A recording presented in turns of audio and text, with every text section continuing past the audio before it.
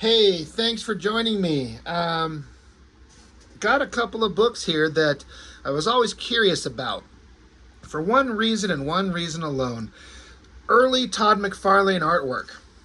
I have seen this image probably a million times over the years, with this face that looks very much like a McFarlane face and design.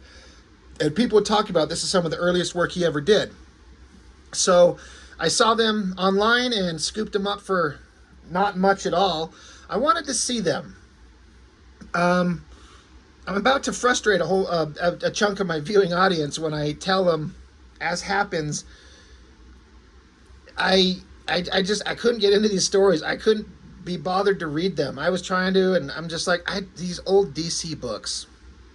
There's very few of them that interest me, and I'm sorry. I don't know what it is about DC versus Marvel. Old Marvel stuff, most of it very into. Old DC stuff, even current DC stuff, very little am I interested in. It just doesn't connect. I don't know what it is, the difference in vibe and characters. I don't know. So I don't have anything to say about the story, so I'm not saying it's bad or good or anything like that. It's more just like I'm more curious to look at early McFarlane art. I was also surprised to find out that McFarlane drew both of these. This one is drawn by Bart Sears, and it does not look like Bart Sears as I know him in the slightest. Granted, this was a long time ago, but we'll just kind of do a quick flip through these. I mean, it's the series is called Invasion, and so book 1 is the Alien Alliance, book 2 Battleground Earth, and then book 3 World Without Heroes. I'm like, okay, I don't know what any of these things are. I don't know that I care, but like I've said, I've seen this creepy alien face and this hand reaching over Earth many times, and it's just always just like, I'm always curious to see what this old McFarlane artwork would look like. So, getting into it, it doesn't say on the front of this one, but the other ones it does. It says 80 pages and no ads, and it's $3 in US currency. God, it's only $1.20 UK, like in pounds. Wow, Canadian, it's $4. But yeah, to get a book this thick, I mean, look at this thing. This is a thick ass book. 80 pages. Let's make sure that that's actually the page count by the time we get to the end. Yeah, 80 pages by McFarlane. Back in 1988, it has. So this is a long time ago. I was 11 years old. So plot and breakdowns are Keith Giffen. So I guess, breakdowns meaning Keith Giffen does initial kind of art thumbnail breakdowns and then hands it over to pencil by Todd McFarlane. Chapter 1, inks by P. Craig Russell. Inks on Chapter 2, Al Gordon. Chapter 3, Joe Rubenstein. Chapter 4, McFarlane gets to ink himself. I had flipped through these, and to me, I could definitely see the McFarlane inking himself styled in the back of it. But it is interesting to have Keith Giffen do the breakdowns, which I take that to assume that he did the layouts for the storytelling, which makes sense. I mean, McFarlane at this time would have been just a young guy. I don't know what he's drawn before. I don't know that this is his first work or anything, but if it's not, it's got to be amongst the earliest stuff. And it's interesting, if you're familiar with McFarlane's work, you can definitely see him in the work, but he hasn't reached that designy style that he really gets hyper popular with when he gets on Spider-Man. I think we all know there's artists that are like fine doing other things, but sometimes an artist on a particular character, it just shines, and that's McFarlane on Spider-Man. That's where he just found the best version of himself, in my opinion. But I do have to give it to McFarlane. A lot of times when you look at artists' earlier work and they haven't quite become the artists that they were, sometimes their older stuff is kind of terrible. And it's not. It's pretty dang good. Lots of energy. When I'm talking energy, I'm talking about these laser blasts and the energy effects. He's putting in backgrounds inappropriate places that work. I mean, it's kind of fine. You know, these very much McFarlane faces. He definitely has this cartoony style. It's him. What a pain in the ass to like draw this giant room with these rows and rows of alien creatures seated, watching these others giving an explanation of what Earth is and what a human male and female are. It's just crazy, like complicated, but he put it in a way that it reads. You know, we can tell what's going on. So yeah, just lots of pages of aliens and technological backgrounds. And it, you know, it's on this old newsprint paper. The coloring is kind of okay. It's not blowing me away. I've talked often about old newsprint, and the coloring on the newsprint at times can look absolutely phenomenal, just perfect, flawlessly perfect, and sometimes it does not work at all. I feel like this is kind of somewhere in the middle. It's fine. Just looking for the McFarlane vibe. It does look like his work, but he's not doing big, giant anchor images on the pages. I don't think, you know, he certainly hadn't earned that kind of ability to make those kind of creative decisions on his own. And especially if you've got Keith Giffen doing the breakdowns of the storytelling. So it's all there. Big, awesome. I mean, look at the detail put into this space station. I mean, that's some work. That's actually a lot of work looking at the amount of detail that goes into it. Good Lord. What a pain in the butt. So this is the beginning of chapter 2. There is something else that I did notice in this, and I only notice it because one of my buddies who does comic reviews, King Comics, Big Baby Reviews on YouTube. It was yesterday or the day before, yesterday, the day before, as of this recording. He did a review of an X-Men issue that Rob Liefeld drew. I think it was something right after the Inferno series, and it's kind of like a lighthearted issue where the X-Men are kind of having this silly adventure where these weird alien creatures are attacking them. And the cover has got like Wolverine right up front, and he's kind of mad that somebody messed up his jacket. It's a lighthearted issue, and it's Rob Liefeld, inked by Dan Green. And I've seen the cover, but I've never seen the inside of it. But having seen on his review several pages of the inside, I think it's incredibly obvious that Liefeld was ripping off this shit big time. There's a couple of panels that we'll see that I don't have that issue to actually compare and show you, but it was so obvious to me that Liefeld was just pulling things from this book, specifically the alien designs. But when we get to those things, we'll see. But look at all this crazy alien creatures and weird life forms and goo and slop and whatever's going on. You know, I'm just full credit to McFarlane. Like, he's putting in work drawing weird shit. This is funny looking alien things. Big giant explosions. I mean, there's a lot of work going into it. McFarlane has skill. I wish he was still drawing comics. I say that all the time. I know. But I'm trying to get to some of these images where I'm like, this is shit that Liefeld ripped off. You know, McFarlane does have moments where his stuff looks kind of weird. This profile of the guy's face it's not bad, but it's a little goofy. Chapter 3. But these alien creatures, all these spaceships, it's pretty neat stuff. Just page after page of mechanical devices in space, and then these weird alien things. But these creatures, Liefeld put these things in that X-Men book. They were totally in it, and it's such an obvious ripoff.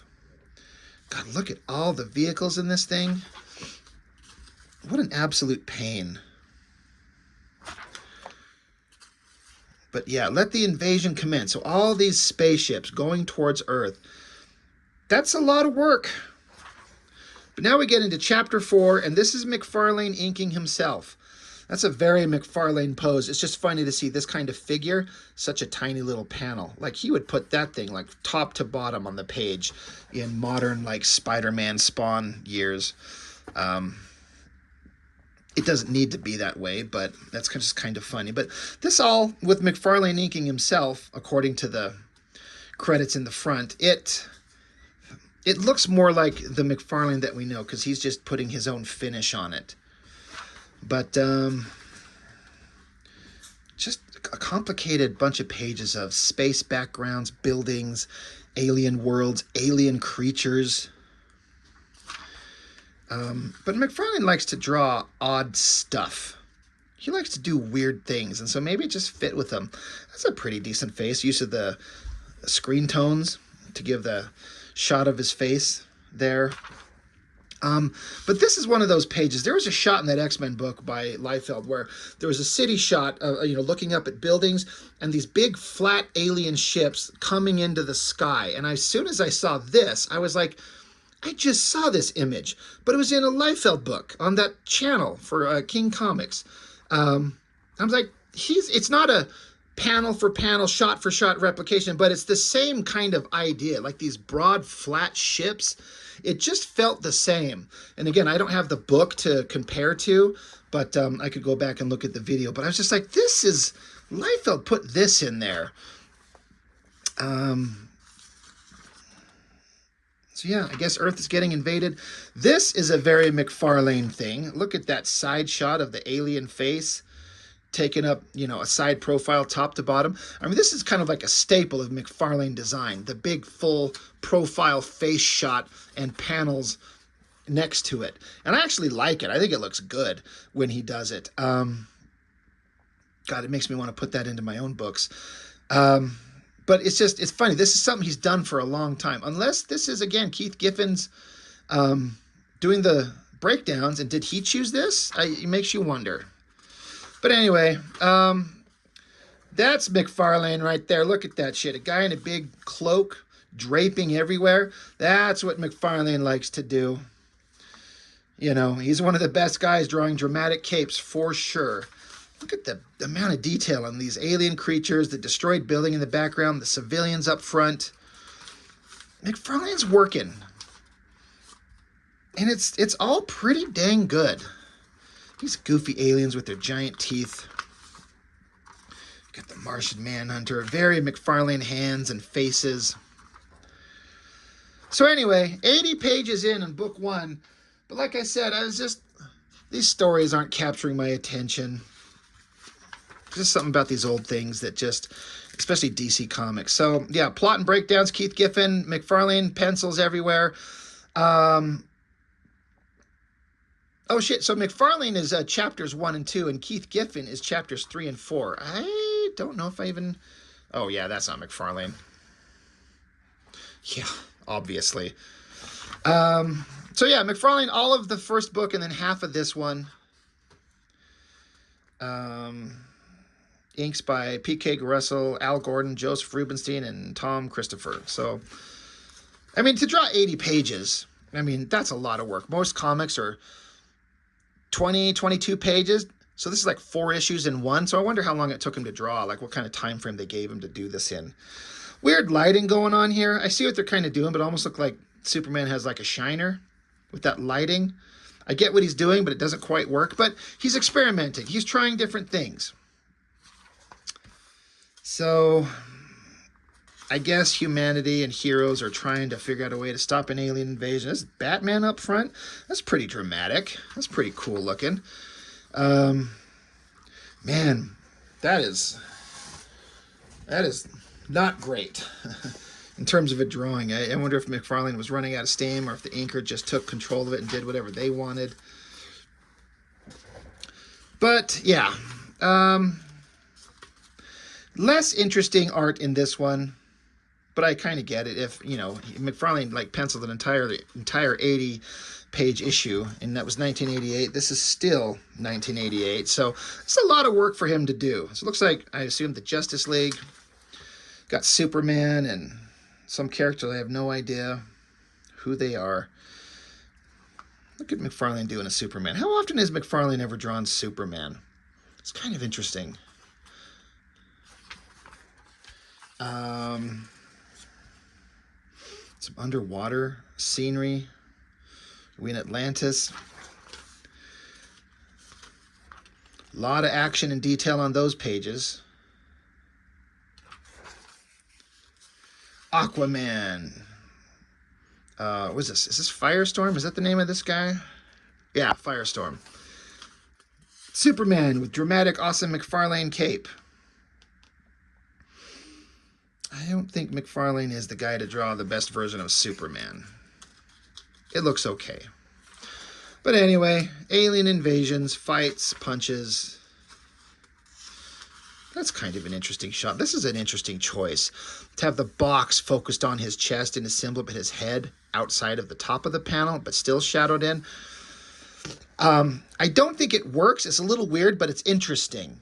It's like there's an idea there, a thought for design. I don't think there's a need to have his face shadowed in. It looks like he's wearing a mask or something like that, like he's ninja. I almost said Ninja Spawn. Ninja Superman. A little weird.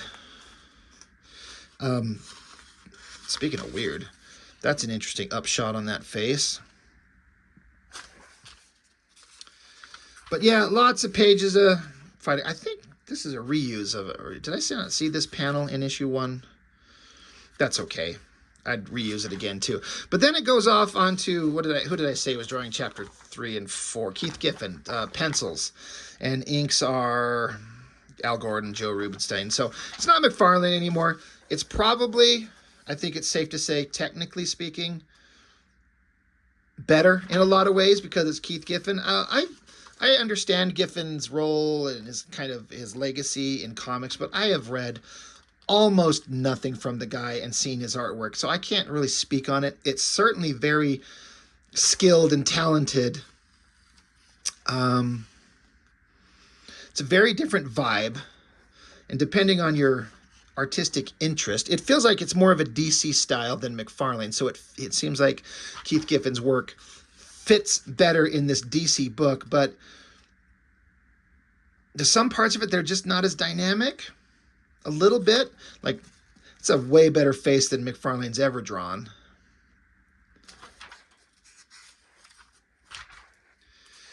But in some ways it's just not as dynamic or as exciting. And it's not that the old McFarlane pages were that hyper dynamic or exciting, but there was something there. That's why McFarlane became who he is, and he's got something that works.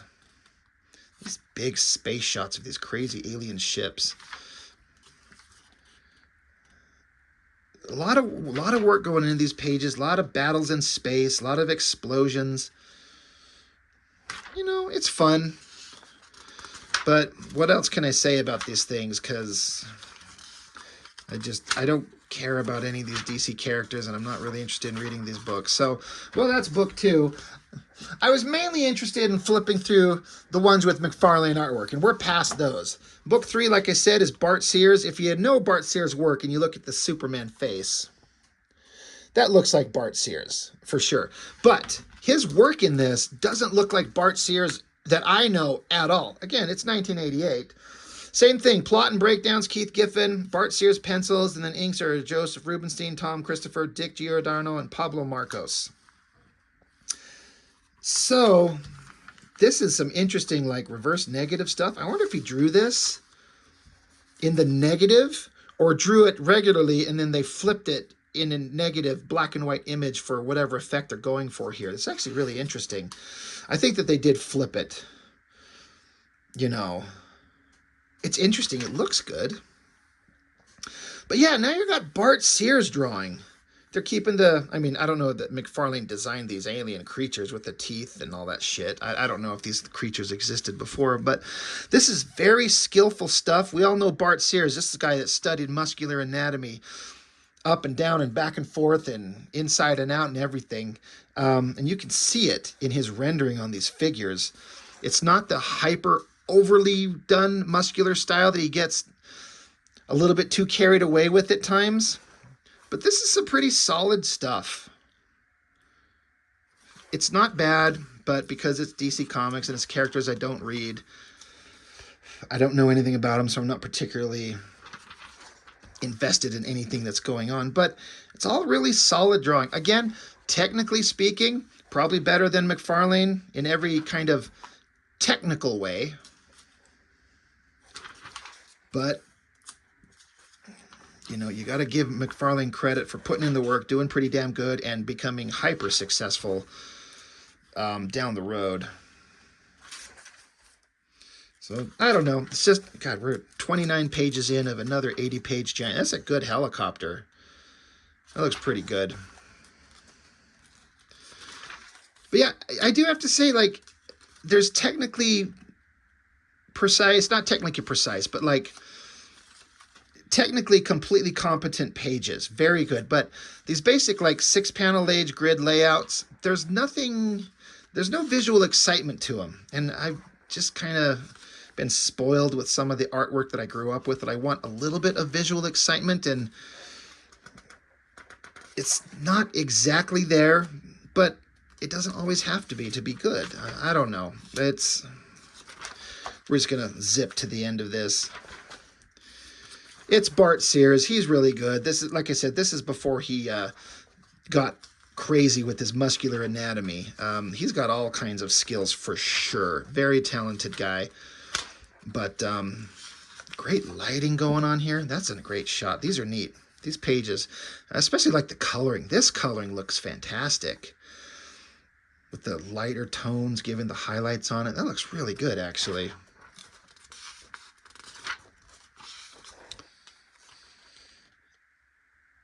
Green Lantern created a giant saw blade to cut the alien ship in half, because that's what you can do with that ring.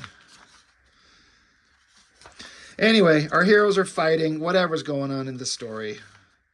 I guess they're finally defeating the aliens. Go, heroes. Anyway, we're right here at the end. Well, that's it. Not much to say. I know it's not exactly a review, but I'm not a comics historian or anything like that. I'm not here to educate you on, you know, stories of shit I haven't read, and I'm not exactly interested in reading shit that bores me. Interesting stuff, you know. I'm glad I finally got to see this old McFarlane work. Not bad at all.